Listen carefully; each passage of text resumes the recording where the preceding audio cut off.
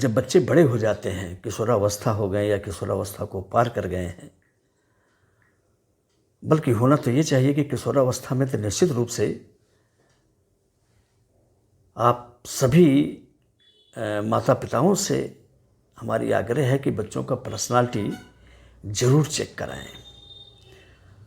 कई बार ऐसा होता है कि बच्चे का ईगो ऑर्गेनाइजेशन अगर प्रभावित है, बच्चा अगर सेंसिटिव बहुत ज़्यादा है, ये बखूबी आप लोग जानते होंगे अपने अपने बच्चों के बारे में कि कौन सा बच्चा हमारा कितना ज़्यादा सेंसिटिव है, कौन सा बच्चे के अंदर कितना ढीठपन है, कौन सा बच्चा हमारा शर्मीला ज़्यादा है, कौन सा बच्चा हमारा मुंहफट ज़्यादा है। सबको अपने अपने बच्चे के बारे में बखूबी जानकारी रहती है। अगर बच्चा आपका सेंसिटिव बहुत ज़्यादा है, छोटी छोटी बात को लेकर के वो गुस्सा होने लगता है, या शांत हो जाता है, या दुखी हो जाता है, या परेशान होने लगता है, किसी के भी ज़रा सा भी मिसबिहेव कर देने से, उसकी अपनी इच्छाएं पूरी ना होने से, अगर बच्चा सेंसिटिव ज़्यादा है, उसका ईगो ऑर्गेनाइजेशन कमज़ोर है, थोड़ी थोड़ी बात को लेकर के चिंतित हो जाता है,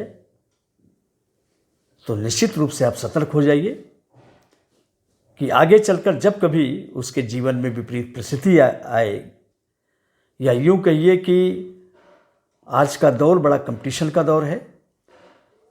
कंपटीशन में अगर कभी फेल्योर की स्थिति आई तो बच्चा डिप्रेशन में जा सकता है। अगर बच्चे का ईगो ऑर्गेनाइजेशन स्ट्रांग है, जितना ज़्यादा स्ट्रांग होगा वो उतना ज़्यादा संघर्ष करने वाला होगा। वो संघर्ष कर लेगा, दुनिया से टकरा लेगा, और एक बार फेल हुआ, दो बार फेल हुआ, किसी कंपटीशन में नहीं सक्सेस हुआ, तो वो ट्राई अगेन की भावना उसके अंदर आएगी।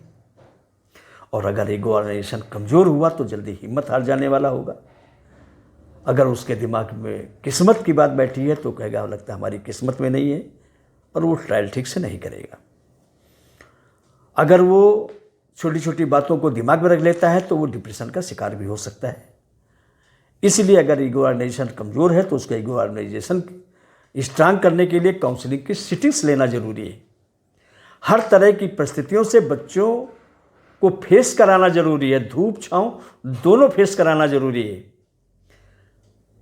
अगर ये सब नहीं कर रहे हैं तो इसका मतलब आप उसको जीवन की कठिनाइयों से सामना करने के लिए बच्चे को आप ठीक से प्रिपेयर नहीं कर रहे हैं।